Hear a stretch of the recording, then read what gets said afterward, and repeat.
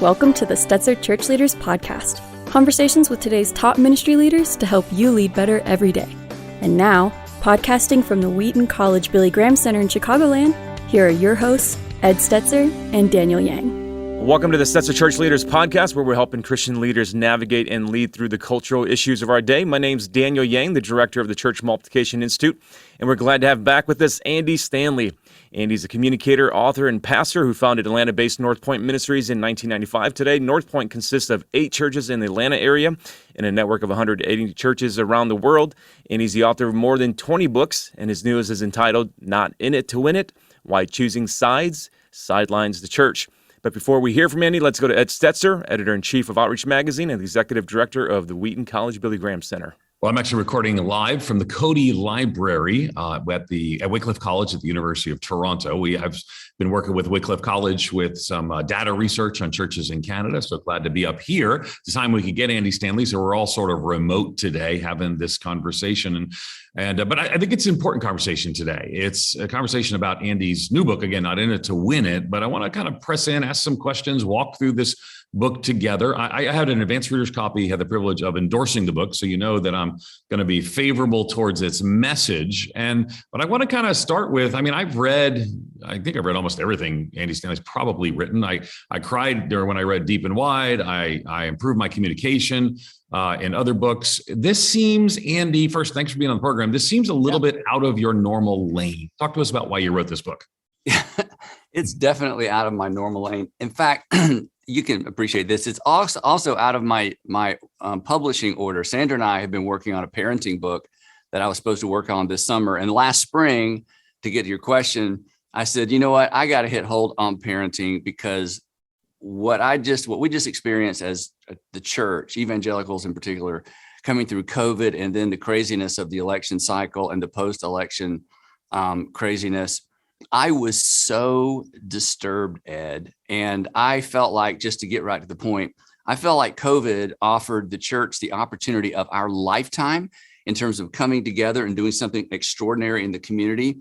I feel like we, to some degree, missed that, and I'll talk about we in just a minute. And then the election craziness, watching, churches divide up and head toward the extremes politically, high-profile church leaders, high-profile nonprofit leaders weighing in politically, basically ostracizing, in my opinion, half the country. I just felt like I need to write something just to get it out. And so I just started writing and then called my publisher and said, hey, I have a book you may not want to publish and that no one's going to want to endorse. But I just feel like I want to speak into this cultural moment as it relates specifically to church leaders and the church. I'm not, I'm not speaking to either political party, but I just feel like the New Testament is so clear around some of the issues that we collided with and didn't line up with. I just wanted to speak to it. So I wrote Not In It to Win It. Yeah. And so let's frame it a little bit, because when I do a seminar on the cultural convulsion, I call it, I use you as an example, because a couple of things. of which word? Convulsion? Well, of walking through the cultural convulsion, because our most listened to podcast actually was the interview we did with you when you said you were going to not meet for the rest of 2020. And people were interested in that. But I also remember, I read, both in the book and in other places you've mentioned, just how much backlash you got around that and other things. And what's fascinating to me is that you got a church full of people who have walked through some Andy Stanley controversies in the past before 2020. Places people might say, well, I would agree, we all know theological things where people would say this or that. And so it's not, though, a theological thing that actually becomes the driver. So, if you stuck with Andy Stanley through some of the things he might have said that riled other people up, but this is the thing. And 2020 seemed to be the year. And you wrote a lot about it in the book and more. Again, the name of the book is Not In It to Win It. So what happened? How did it become different in the last few years? Well, for us, we're in a big metro area, Atlanta. We have churches in the city. We have a church in Forsyth County, which is 85% Republican. We have 2 churches actually in the city. So again, we're not a single local church where it's easy to kind of navigate and take the temperature of the local congregation. So consequently, we had people on both ends of the spectrum just angry with us that, again, and you made the point perfectly. This was not theological. In fact, the people who left, and I talk about this in the book, the people who let me know they were leaving because they were angry. With letters, strong letters. You shared voicemail, direct message. Yeah. I called every single one of them that we had information about, because at my, people know me as an author or speaker, but I'm really a pastor. I live a local church. So these were congregants who were in some ways connected. And many of them have been in our church 5, 10, 15. One lady I called, she was part of our cassette tape ministry. Wow. Okay. Wow. She helped us duplicate tapes. And they were so angry, and it wasn't over our, in the old days, people got mad because of music, style of worship, the student program, the, preaching style. They were angry when I drilled down to it. They were angry because I wouldn't take a stand, but meaning I wouldn't take their stand. Right. And I said, well, I have taken a stand. I've taken a stand not to take your stand. And most of these were Republicans. Most of them wanted to, me to swing far right with the church. And so the conversations always ended friendly. I made sure they ended friendly. I said, hey, I hope you'll come back. But honestly, it was discouraging to me as a pastor. I'm thinking, okay, you've been sitting under my teaching in our church all these years, and you're leaving not because of something we've done. You're leaving because of something we haven't done and aren't going to do and have never done. So just real quick, the woman who made the cassette tapes at the end, it was very friendly. I won't bore you with the whole conversation. I said, so let me get this straight. So you're going to leave our church, and you're going to find the new church, and you're going to make an appointment with the pastor, and you're going to ask the pastor who he or she voted for. And then you're going to decide whether or not to attend that church. And it got real quiet. And then she just started laughing. I said, because that's what I'm hearing from you, that the new litmus test for the church you're going to attend is who the pastor voted for or is planning to vote for. This is absurd, anyway. So it was, and the thing too, Ed, one of the reasons I wrote the book, I heard from, like you did, so many pastors around the country who were just getting the crap beat out of them by elders, deacons, core families. And they're like, wait a minute, we've never politicized our church. Why now? And of course, because everything was politicized, from COVID to masks to vaccines. So it was a difficult season, and still is for pastors. And I just feel like the New Testament and Jesus is so clear. There's not even any wiggle room on this. So I wrote a book. You did. Andy, you've been consistent in saying that pastors shouldn't politicize the church, and you said it again here. Can you unpack that a little bit, and why is that your advice? Yeah, well, by politicize the church, if you attend a church and feel like because I'm a Republican, I fit here, because I'm a Democrat, I don't, or vice versa, the cheap shots pastors take about Biden or Trump or any other local official to preach in such a way or use illustrations in such a way that it's very, very clear that if I'm a Democrat, I'm probably not going to love it here. If I'm a Republican, that's politicizing. It's elevating a political party or a political platform with political terminology over the purpose of the local church. And it's so anti-missional, to use a word I learned from Ed many years ago. And it is so anti-Great Commission, because essentially what we're saying is, if you are a member of a certain political party, you're not going to enjoy or like our church. So basically, I can only evangelize Republicans, or I'm only going to evangelize or make disciples out of Democrats. And what could be more absurd? And the hypocrisy, again, I know you got some more questions, is that if I'm very conservative, politically, but if the Democrats are as evil and as anti-family and as anti-God as they have been made out to be, then they are the mission field. Well, if they are the mission field, why in the world would we want to position our church so that the people we're convinced are lost and hellbound aren't welcome in our church? Now, I don't buy into that, that narrative, honestly, but to listen to a lot of Republican leaders, that's how they sum up the Democratic Party, and then basically ostracize them from the local church and then say, oh, we're here to make disciples and evangelize the nations.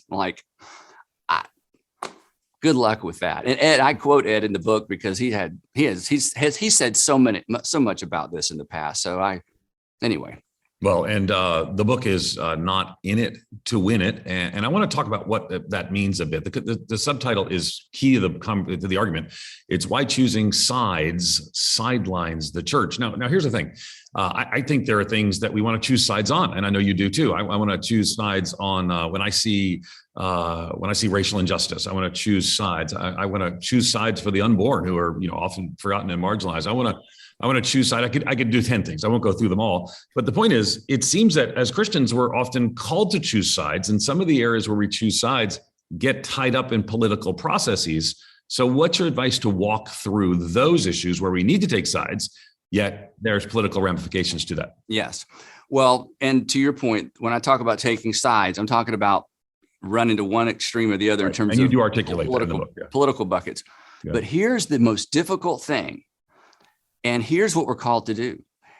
If I'm not willing to break ranks with my political party, when my political party gets it wrong on an issue where the New Testament and the scripture is clear, then I have elevated my party over my faith. I mean, it's just that clear. If I'm not willing to call out injustice on, where I see injustice on the right, or call out a lack of concern for the unborn on the left because I'm breaking ranks either way I go, then clearly, or if I just remain silent in order, not to rock the boat or not to lose friends on the left or right, as a Christian, I have just said, not one nation under God. I've said, my God under my nation. That's what I'm declaring.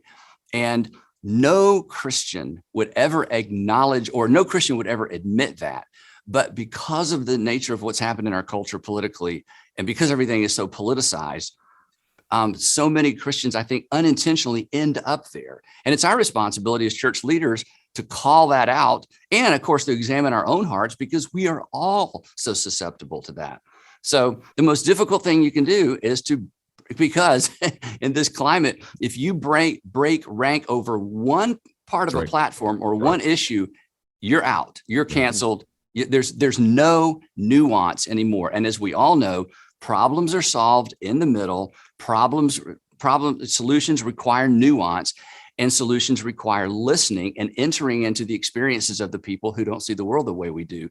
And wow, I just feel like, in the last 2 years, too much of the church and too many high-profile church leaders just abandoned that whole approach to life and ministry, and it leaves us weaker and certainly leaves us divided. Why do you think it's hard for people to see why they politicize their faith? I mean, why is it hard for folks to understand that, I've actually taken a side? I mean, why is that?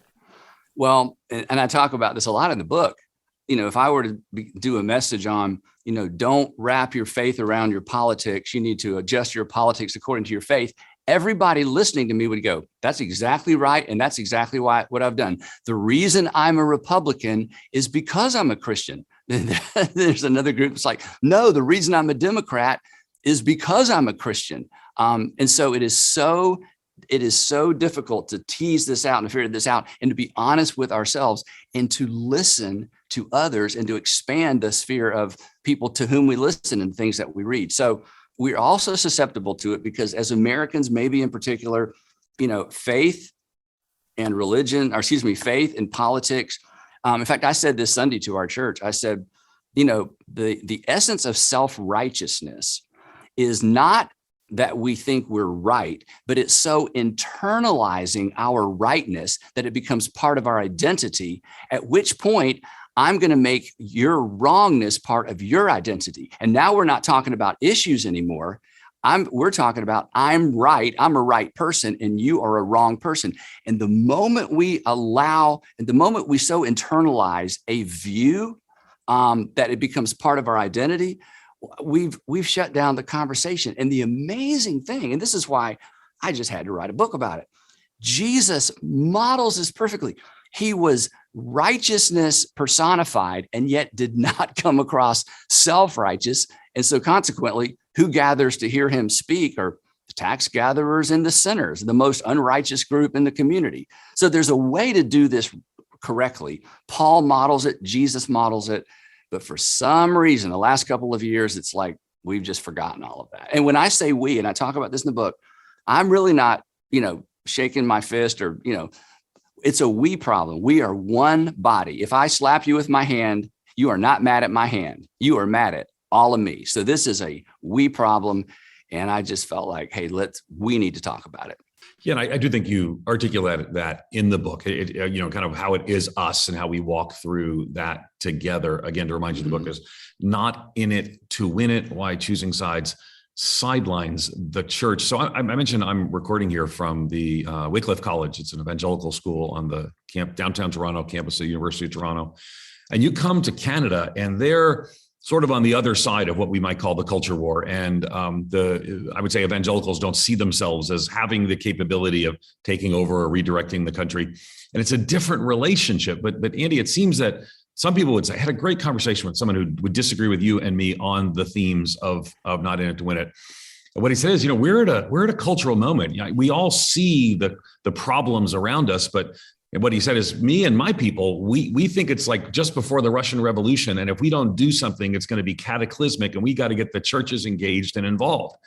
So in Canada, no one's thinking that way. But if we're at this pivot point, why not go all in? Why not say, people use the example prior to elections, rushing the cockpit on 9/11. It's that kind of moment. And yet Andy's telling us, don't take sides, stand back, stand down. How would you respond? Well, first of all, so I'm not misunderstood, I think every American should vote every single time they get to. We don't have a Caesar. It is we, the people. And that's the greatest privilege in the world. So no matter whether we ever express our opinion out loud or not, we have an opportunity to do what really makes the difference, and that is vote. Our opinions and our tweets and our social media blasts, completely irrelevant. Doesn't change anything except possibly ruin our reputation. So we have the opportunity to vote. And I tell our congregations all the time, you need to vote your Christ-informed conscience, your law of Christ-informed conscience. And so we need to be politically engaged at that point. But here's the thing, and this is why I chose the title. When you follow Jesus through the Gospels, he was not here to win anything the way that we define win. And we as Americans love to win. And if it's one of our criticisms of some other European nations, like you love to compete, but you don't love to win. We want to win. I get that. I love the American spirit. I love competition. But we follow Jesus through the Gospels, and he refused. When people considered him an enemy, he refused to return the favor. He's told us you're to love and pray for your enemies, which means there's not a competition. There's not a win in the normal sense of win. And then he takes this long, arduous journey to Jerusalem, knowing he's going to become a loser on purpose, with a purpose. And it's why he stands out against and in contrast to all the world leaders of his day, because he did something unique. And if I'm a Jesus follower, then my mission in life is to replicate the character and the nature and the tone of Jesus, and to live to the best of my ability as I'm empowered by the Holy Spirit to follow Jesus. And if Christians do that, it's going to make our nation a better nation. And it doesn't solve all the problems. But it at least creates the context in which the problems can be solved, because Christ-like Republicans and Christ-like Democrats can communicate and they can listen. And again, it's in the messy middle that the problems are solved. But allowing ourselves as Christians to be baited into the extremes, in that moment, we've already lost. So there is a way forward. It's clear. It's not difficult. It's not intuitive.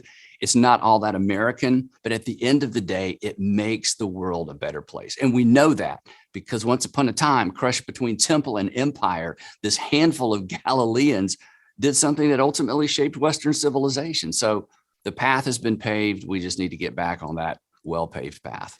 You mentioned the faith of the next generation is always a casualty of the culture war. And to quote in the book, the church takes a leading role in the fray. I mean, that's a huge statement.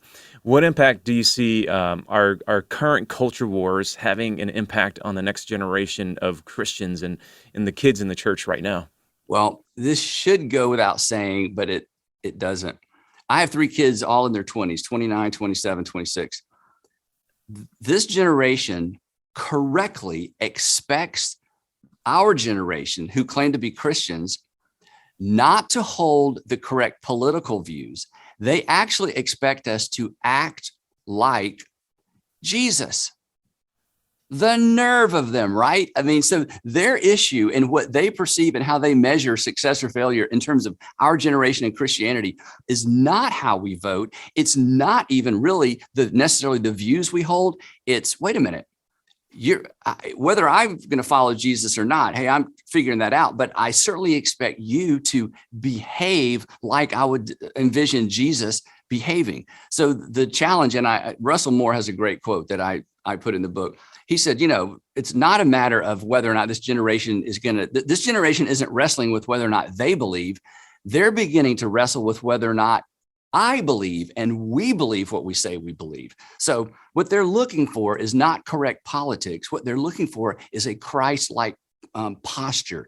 And we can maintain a Christ-like posture regardless of our politics. In fact, we're called to maintain a Christ-like posture in spite of our politics. And when we see that happen, and it actually happens more times than not, but it never makes it to the news because good news is no news. Bad news is news. Conflict is news. When I'm a journalism major at Georgia State University, one of the first lessons, nobody cares how many trains made it on time. They just want to know about the one that crashed. Nobody cares how many airplanes landed successfully and, at Hartsfield. They want to, people want to know about the exceptions to the rules. And that drives media. Hey, that's never going to change. But Christians, we have an opportunity to do something different. And at the end of the day, it's to behave and relate to one another and speak to one another like Jesus. So I had a meeting with a group of pastors in Chicago a couple of days before we recorded this, and very, very robust, good friends, like we're friends. And one pastor said, I just can't imagine a scenario where Christians could go in and in good conscience vote for Joe Biden, just to use our current political name names. And another pastor, African-American pastor, said, I can't imagine my sisters and brothers in Christ would choose to elect Donald Trump. It's like they chose Donald Trump over us, took it personally. And then someone said, well, I couldn't imagine voting for Joe Biden because I got to vote for the unborn. And then these were like friends, but they really were at just irreconcilable differences politically. And that's just within, these are pastors. These are pastors who would identify, I think all use the word evangelical to describe themselves. So how do we even think about disagreeing politically while remaining unified as the body of Christ? That's a key part of the theme in Not In It to Win It. Again, the subtitle is Why Choosing Sides, Sidelines Church. And they were actually modeling it. They were sitting down together and here was the assumption. Here's somebody I respect who's a Christian, and they're voting for someone I can't imagine voting for. And then the next question is, I want to understand that. In other words, the thing is, and you know this, Ed, everything everybody does makes perfect sense to them. So if I don't understand why you're doing what you're doing, it's because I don't understand something. And if I can't understand why you would say that, it's because I don't understand something. So the next thing out of my mouth isn't, a criticism. The next thing out of my mouth is, please explain that to me, because I think you're a rational person. And again, we can walk away from these conversations disagreeing over who we vote for, but we as Christians, we should be the most curious people in the world and the less dogmatic when it comes to most things. And if I'm not curious enough to want to understand why you hold the position you do, then we're never going to make any progress. But there's nothing to lose in asking those questions and walking away saying, you know what, I still disagree, but I understand. I came into this going, I can't even imagine why you would do that, but okay, at least I understand. Well, that's the world I want to live in. That's the world we want to raise our kids in, as opposed to, since I don't understand how you could possibly do that, I'm never going to speak to you again, and I'm going to talk about you critically on social media. That's absurd. You say that unity isn't just like a perk. You call it mission critical. So two things, like why is it mission critical? And then, as a pastor yourself, talk to some of the pastors and church leaders listening. How do they facilitate unity in the midst of great political diversity in their church? Well, first question first. It's so interesting to me in John 17, it's this, Jesus, we call it the high priestly prayer. Jesus, the only time we know about, is specifically praying for the generation that follows the apostles. He says, I want them to be one in purpose, like you and I are one in purpose, Father. And I pray for those who believe as a result of their testimony. So when Jesus has an opportunity, or when we get a snapshot of Jesus praying for the future church, what is the thing he's most concerned about? Not theological purity. Obviously, that's important. Not a lot of other things that we think are important.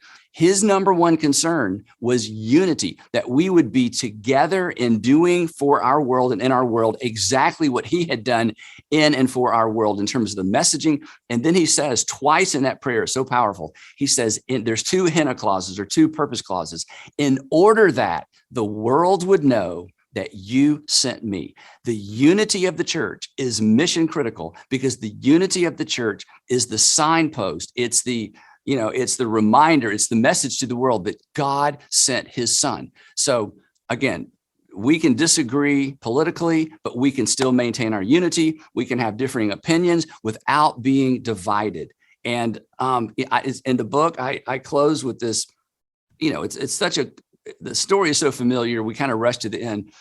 The fact that Jesus chose his last act of service that's recorded in the Gospels before his crucifixion was to wash his disciples' feet, and then say to them, okay, guys, you're never going to be too big for your britches to wash each other's feet. In other words, as I've done for you, I've just taken all your excuses away. I know you don't agree on a lot of things. I know you have different frames of reference, and it's about to get really crazy. But you just remember this: I, your master, washed your feet. I'm not too good to wash your feet. You are not too good to wash one another's feet. Well, what that says is this: when I'm in a room, or when I'm with a group of other believers, especially, and we don't see the world the same way politically, we have more in common than not. And if we can lean into that moment, we can make progress. And we can disagree politically. We can love each other unconditionally. So as Jesus said, so the world would know that God sent Jesus into the world. It's mission critical because Jesus said it was mission critical. So a lot of Bible there, and a little sound kind of like Dallas. You started going Dallas Seminary on us again. So and that's good. But let me fast forward 2,000 years to a political moment. How is the book, again, it's not in it to win it. The subtitle here it kind of gets to this: why choosing sidelines the church. But 2,000 years from the time we were talking about some of the New Testament work, we hear the phrase, well, there's fine people on both sides. And that both sides conversation, became very, very controversial. And I know, because I recorded you in your Buckhead campus, and we talked about kind of the social, cultural milieu around there. I used to live in Forsyth County, and it's a very different world than your Buckhead campus. Yep. I just can't, as you write this book, I can imagine people saying in Forsyth County, well, wait a second, are you saying that side's okay? And people in Buckhead saying, are you saying that side's okay? And so how is this not just, well, it's fine that you believe whatever you believe, and there's fine people on both sides? It's true. There are fine people. Now, when we say both sides, again, that phraseology takes us to a specific Charlottesville. It was Charlottesville. Yeah, we're not talking. Right. We're not talking about that, right? Yeah, right. We're talking about that. But my point is that your people are going to say, well, Andy's just saying that people on both sides, but we don't really believe people on both. We believe there are people who are wrong. We believe that people who would believe in segregation are wrong. We believe people who would believe in certain approaches to sexuality, morality, that they're outside of our understanding of the biblical teaching. There are not just everybody's okay on both sides. How do we not just have both sidism? Well, great question. And I don't have a super short answer, but that's why we get up every single Sunday and open the New Testament and open the scriptures and say, as Jesus followers, here's where we don't have any options. You showed respect for everyone. I mean, it's the fruit of the Spirit. It's love, joy, peace, patience, kindness, gentleness, self-control. Well, there's no option there. These are our marching orders. It's love others as God through Christ loved us. These are our marching orders. It's all the one another's that the Apostle Paul scatters through all of his letters. These are our marching orders. We are to be kind regardless. These are character issues and heart issues, and they're ultimately relationship issues. And as long as we hold on to those, and as long as we allow, again, the law of Christ to shape our posture, our conversation, our attitudes, then it creates the correct context to talk about all these issues where we disagree. So it's not as simple as, hey, you go your way, I go my way, and we'll get to heaven and sort it out. No, we are a body, and we can disagree politically. We can even disagree on approach to certain issues.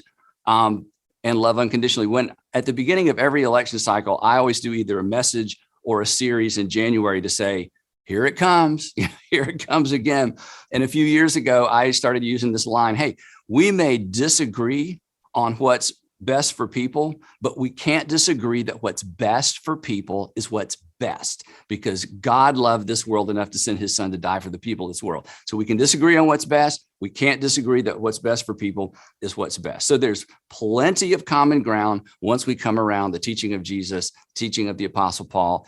And again, both of them navigated extraordinarily difficult cultural issues, and yet I think in so many ways left us a pattern to follow. So I'm not suggesting this is simple or easy, but I am suggesting as Jesus followers, we don't have any choice but to follow Jesus in terms of how we approach these issues, holding each other accountable, listening, being curious, and judging correctly and appropriately when we need to judge, but not making the mistake of trying to hold a secular, non-believing culture accountable to the standards of the New Testament that they've never subscribed to begin with, which is a bit of another topic for another day.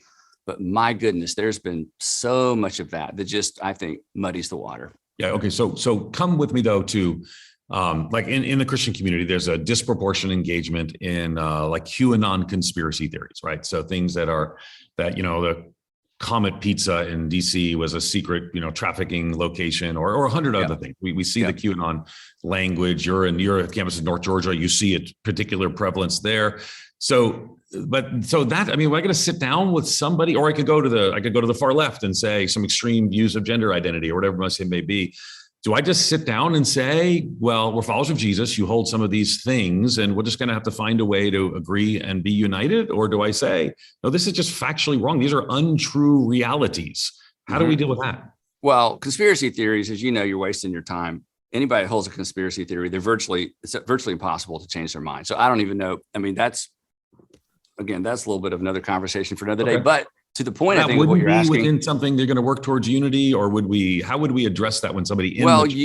We invite them into a conversation, and if there's actual curiosity, and if there's actual mutual curiosity in terms of, hey, I may never disagree, but I want to walk away from this conversation going, oh, okay, I never factored that in. You're a rational, smart person. I just never factored that in. So again, where you have mature people who are open-minded appropriately because they're locked in solid to following Jesus, of course you have those conversations. And of course you disagree. And of course you argue in productive ways, because that's how oftentimes we learn. So this is not throw up our hands and go separate ways. And neither is it just roll over and say, well, I'm not going to share my opinion because I don't want to hurt your feelings.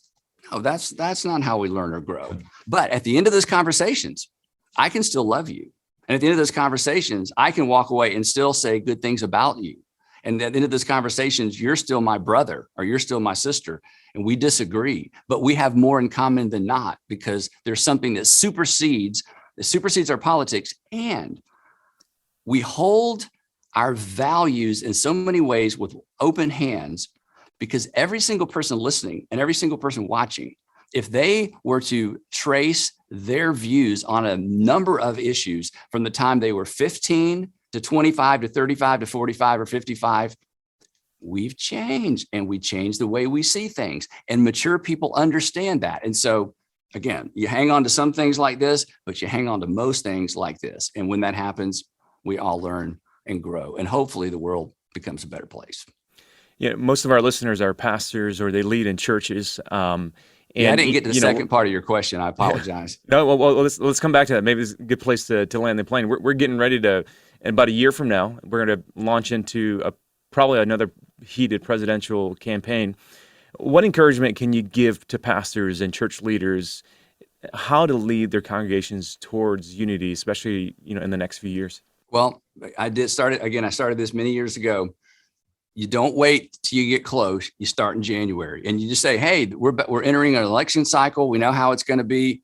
And let's just go ahead and put some pillars in, let's go put some footings in. Let's remind ourselves of who we are, our values. At the end of this election cycle, what story do we want to tell? This is another thing I ask our congregation when we're finished with this season with COVID. It's just going to be a story you tell. What story do you want to tell? What story do we want to tell as a church? And let me go ahead and tell you what the best story is. Then you go to John 17. You go to how Paul navigated some of these things. The best story to tell is at the end of it. We didn't all agree, but we were unified around our desire to follow Jesus and to create an environment in our community where people felt loved and served, and they found a diversity of opinions on some of the peripheral things, but they found a core confidence in the fact that as our Heavenly Father and as our Savior has led us and informed our conscience, again, we have more in common than not. And I would say this, in these issues and in these areas that are so contentious, leading with our values rather than leading with our beliefs is the way to start the conversation and keep the conversation going. The moment I start the conversation with, well, this is what I think, well, then your only option is to tell me what you think. And now we're talking, but the thing is, we share common values, even with people outside our faith, as well as people inside our faith. And if you, again, follow Jesus through the Gospels, that's what he did. In so many instances, it was that value proposition, it was that common ground, and then he led people from there. So I think help setting our churches up to know, oh, here it comes, let's get ready. And what do we want this to look like on the end? And what do we do along the way to ensure that we end up there at the end of another potentially, contentious election cycle? Yeah, we're getting so talking about it before, in the middle, and at the end. Yeah, midterms are coming up. It's I think it's going to get worse before it gets better. And so, okay. So for those of you who, everyone has an opinion about Andy Stanley, I have noticed, I have seen, and I have learned. Let me encourage you. Again, having read the book, called, again, Not In It to Win It, Why Choosing Sides, Sidelines of Church. One of the things that will help you understand Andy Stanley is he tends to make complex arguments and often communicates them in sound bites, but you need to read the whole argument. So I really want to encourage you. But I really do want to encourage people to get a copy of Not In It to Win It, Why Choosing Sides, Sidelines of Church. And we've been talking, and we're thankful to talk to Andy Stanley. You can learn more about Andy at untitled.chapter. Be sure to check out his book. Thanks for listening to the Stetzer Church Leaders podcast. You can find more interviews as well as other great ministry content for ministry leaders at ChurchLeaders.com/podcast. If you found today's conversation helpful, we'd love you to take a few minutes, leave us a review. That'll help other ministry leaders find us and benefit from the content. Thanks to Andy Stanley for joining us, Jessica, our producer, and Daniel Yang for being my co-host here on the podcast. Thanks for listening.